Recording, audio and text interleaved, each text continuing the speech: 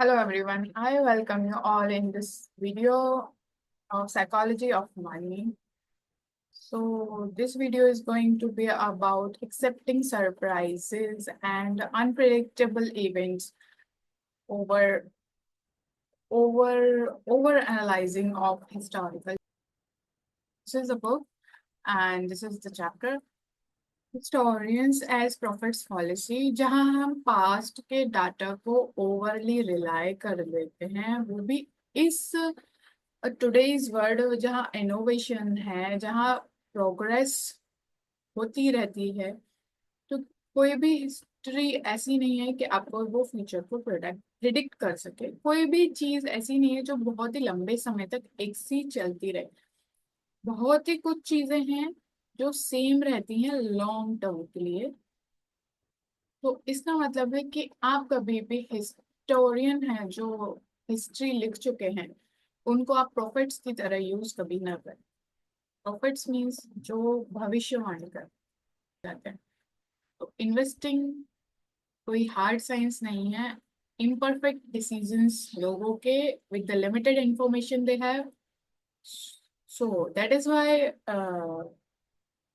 No one can predict the exact future.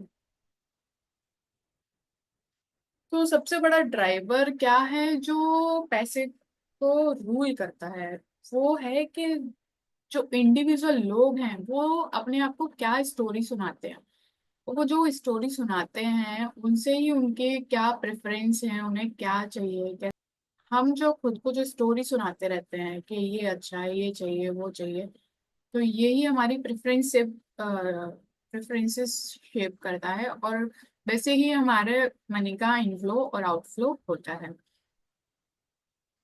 और ये एक ऐसी चीज है जो कभी भी स्टिल नहीं रह सकती। हो सकता है आपको जो आज पसंद है कल पसंद ना हो, आपको जो आज पसंद नहीं है कल आपको पसंद आ जाए। एक्सपीरियंस से ओवर कॉन्फिडेंस आता है। आपको स्टॉक में लॉस हो गया, अब आगे आपको ओवर कॉन्फिडेंस ये भी हो सकता है कि आगे मुझे लॉस ही होगा। आपको अच्छा प्रॉफिट हुआ तो ये भी आपका ओवर कॉन्फिडेंस हो सकता है कि आपको नेक्स्ट टाइम प्रॉफिट ही होगा। तो बजाय कि आप फोरकास्टिंग कर रहे हैं उससे आपका ओवर कॉन्फिडेंस आता है, ऐसा नहीं है। ओवर कॉन्फिडेंस आपके एक्सपीरियंस से जनरेट होता है। तो जहां भी आप इन्वेस्टमेंट की हिस्ट्री को ज्यादा रिलाई करते हैं तो दो सिनेरियो होते हैं। एक सिनेरियो ये होता है कि जो भी करंट में सिचुएशन है, जो भी करंट में इवेंट्स है, आप उनकी तरफ बहुत ज्यादा ध्यान नहीं देते हैं। और जो करंट सिचुएशन है वही सबसे ज्यादा इन्वेस्टमेंट को इफेक्ट करती हैं, स्टॉक वैल्यूज को इफेक्ट करती हैं। तो एक एग्जांपल है कि ये जो 7 लोग थे, इनकी वजह से जो वर्ल्ड में चेंजेस आए, क्या ये कभी किसी ने प्रेडिक्ट करे थे कि ये ऐसा होगा, ये लोग ऐसे करेंगे? ये अनप्रिडिक्टेबल था।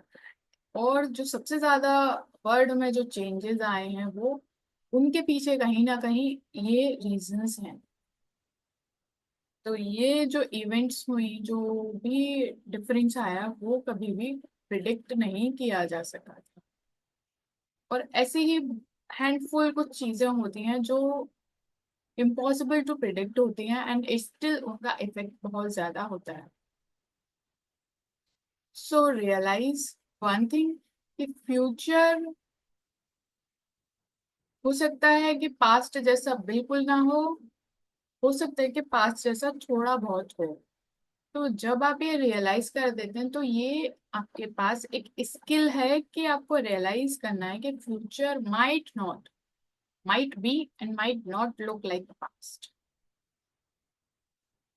So whenever you are over trusting the history, you are not using your imagination. आप इमेजिन करने में कहीं ना कहीं फेल हो रहे हैं जब भी आप हिस्ट्री को बहुत ज्यादा उस पर रिलाई कर रहे हैं। सो रियलाइसिस लेसन क्या है?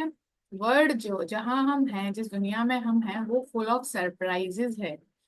हमें कभी नहीं पता होता कि आगे क्या होने वाला है। Still we do our best. जो सरप्राइजेस है वो अनप्रेसिडेंटेड है। मीन्स कि हमें नहीं पता तो हम उनके लिए प्रिपेयर भी कैसे हो सकते हैं? हमें पता नहीं क्या होगा, और हम उनके लिए फिर वो प्रिपरेशन हमारे पास नहीं होती है। इसी वजह से वो जो चीजें कभी होती हैं तो वो हमें बहुत ज्यादा इम्पेक्ट करती हैं।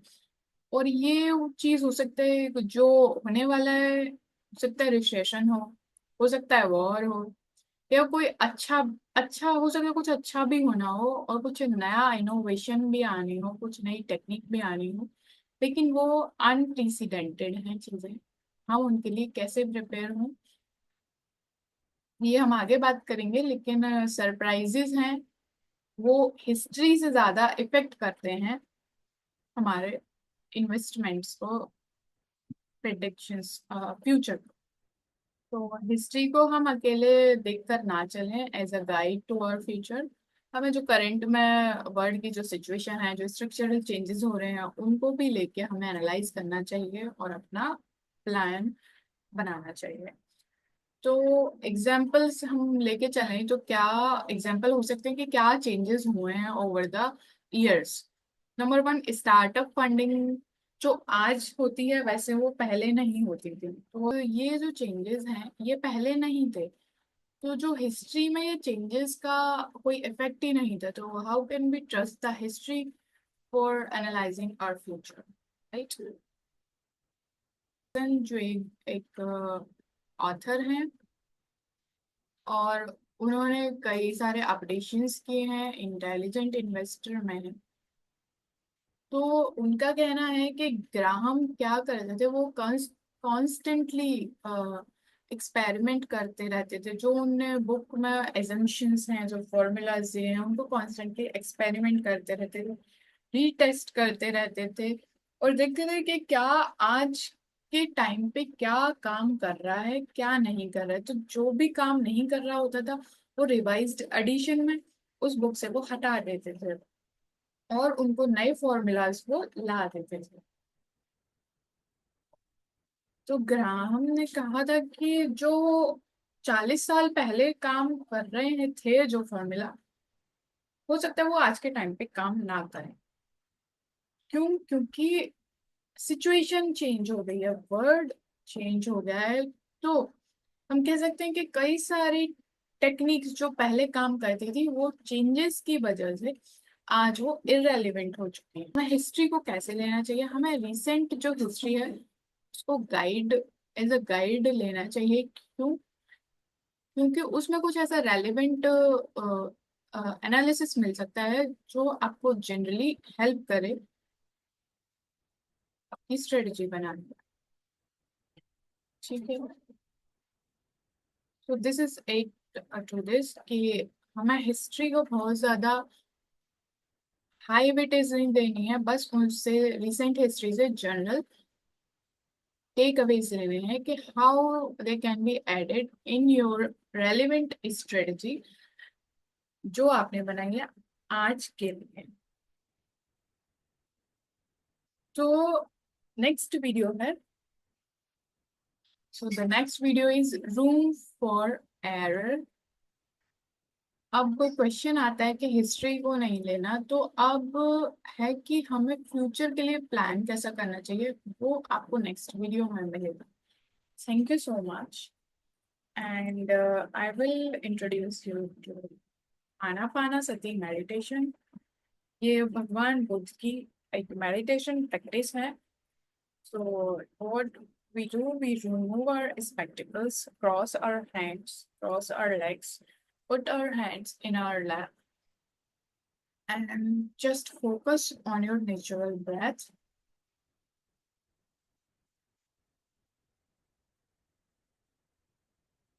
for your 8 minutes. Thank you so much.